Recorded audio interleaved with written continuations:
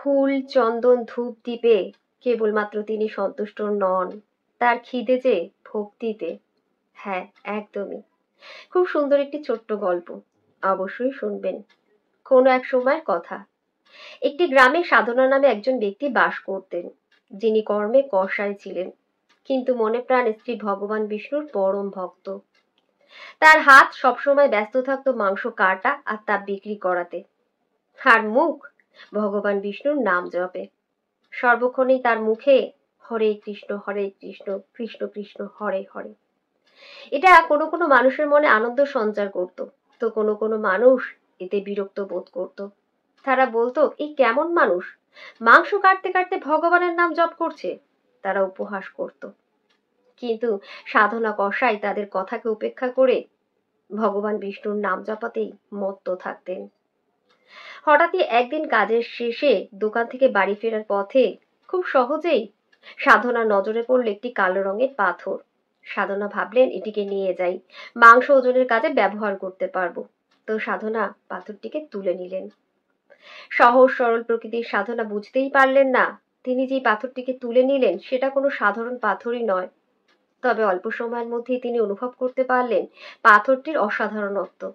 কেননা পাথরটি মাপযোগ্য মাংসের ওজনের সাথে সাথে নিজেকে পরিবর্তন করত। অর্থাৎ সাধনার যদি 1 কিলো মাংস মাপার প্রয়োজন হতো, তাহলে পাথরটি 1 কিলো ওজনের হয়ে যেত।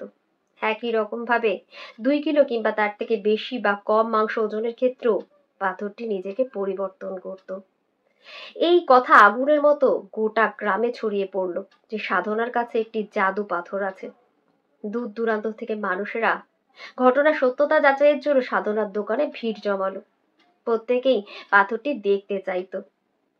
এই কথা একজন ব্রাহ্মণের কানে পৌঁছাতে তারও ইচ্ছা হলো পাথরটি দেখার, কিন্তু তিনি যে ব্রাহ্মণ, কসাইয়ের দোকানে আসবেন কি করে? তিনি স্থির করলেন দোকানের বাইরে থেকেই তিনি পাথরটিকে দেখবেন। তো সেই মতো একদিন ব্রাহ্মণ দূর থেকে পাথরটিকে দেখতে লাগলেন।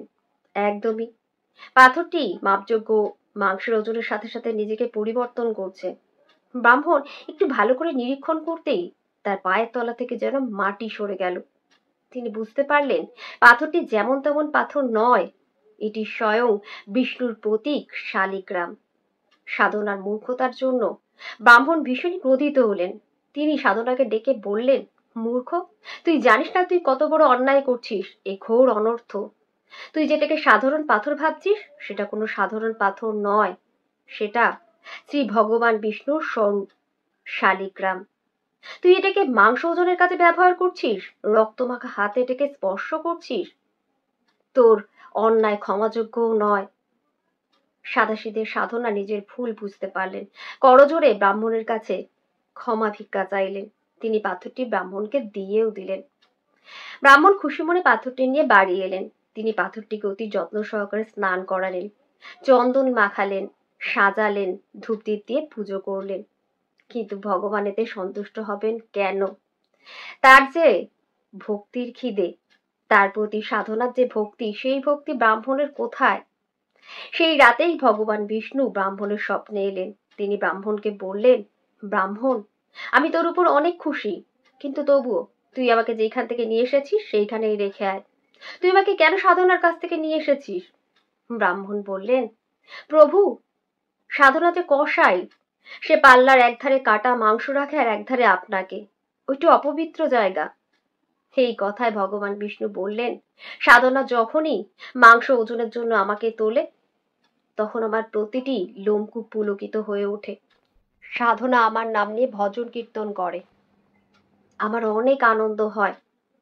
সাধনা সর্বক্ষণ আমার নামই জপ করে, আর যে সর্বক্ষণ আমার নাম জপ করে, আমি তার জন্য নিজেকে বেচেও দিতে পারি। এটা কোনো কাকতালীয় ঘটনা নয় যে হঠাৎই চলতে পথে সাধনা আমাকে পেয়েছে, আমি তো নিজেই তার কাছে থাকতে চেয়েছি।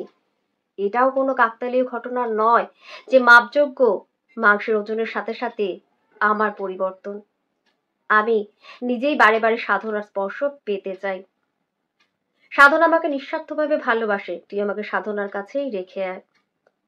আগামী দিন সকালে চোখ মেলার সঙ্গে সঙ্গে সত্তর ব্রাহ্মণ সাধনার কাছ পাথরটি নিয়ে গেলেন। স্বপ্নে ভগবান দর্শন এবং তার ইচ্ছার কথা সাধনাকে জানালেন। বললেন, ভগবান স্বয়ং তার কাছেই থাকতে চান। এই কথা সাধনা দুই চোখ জলে ভরে গেল। সাধনা বললেন, আমার ভগবান যদি আমার মুখে নাম সংকীর্তন শুনতে চান, আমি তাহলে এখন থেকে অনেক বেশি সময় তার নাম সংকীর্তনই করব। আজ থেকে আমি আর মাংস বিক্রি করব না, তার সাধনায় মত্ত থাকব। আগামীতে সাধনা কষায় শ্রী ভগবান বিষ্ণুর পরম ভক্তরূপে পরিচিত হলেন। তার কীর্তি ছড়িয়ে পড়ল দূর দূরান্তে।